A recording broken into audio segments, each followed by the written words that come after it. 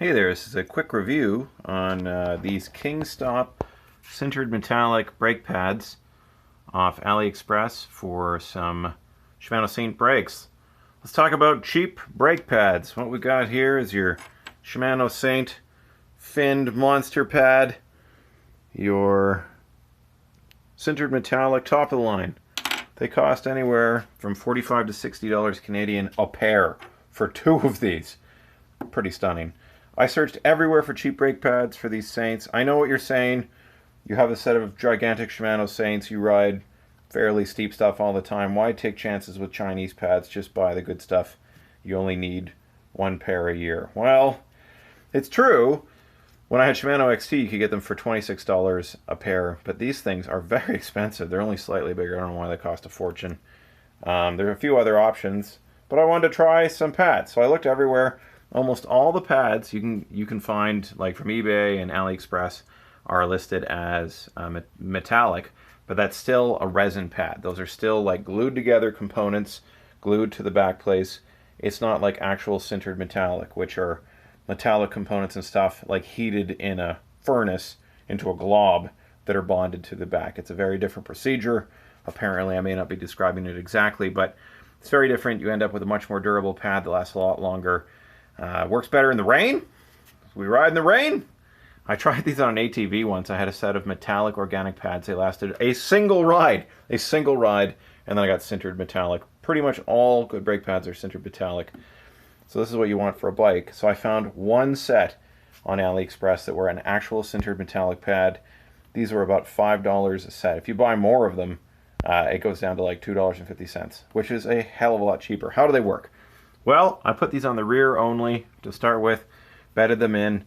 I've ridden, I think I've got like 6, 7 pretty big rides on these, pretty steep descents. They work pretty well. The power is definitely there. It's hard to do it back to back, but they feel just as powerful as the Shimano's do. As far as fade resistance, I think they're okay. I think they, on a really big descent, I did start to fade them a bit. What is interesting is that we flip these pads over, and these things were kind of stuck to the caliper. See, there's no imprint from the piston here at all, but on these it has melted into it, I think, a bit. There's a bit of depth here. Let's see if we can get this thing to focus.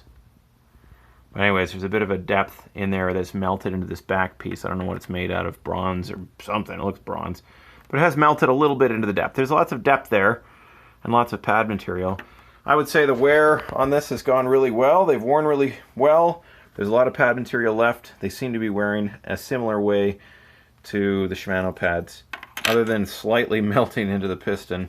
I've definitely done some big, fast descents that use a lot of rear brake that have done that. On the front, you might be in trouble. I've got 200 mil rotors on this bike. It might melt a little more. I don't know, but they are $5. It's one thing, you know, I ride in the mountains, I ride pretty steep stuff, try to ride fast, I don't know, it's all relative. I use brakes a lot, brake last minute, and they've held up to that. If they can hold up to that, if you're doing less than that, I think this is a pretty great option. I mean, some brakes, it's not expensive to buy OEM stuff. You can get cheaper versions of the Shimano pads too that are for like the SLX4 piston and stuff, but $5 or less is pretty significant, and they last, and they work. Oh yeah, the one other problem was they were too wide. So I had to trim the top here. I put a file on there and shaved a few thousandths off to make them fit. This didn't fit in the same caliper for whatever reason, but shaving it off for $5 a pad is not bad.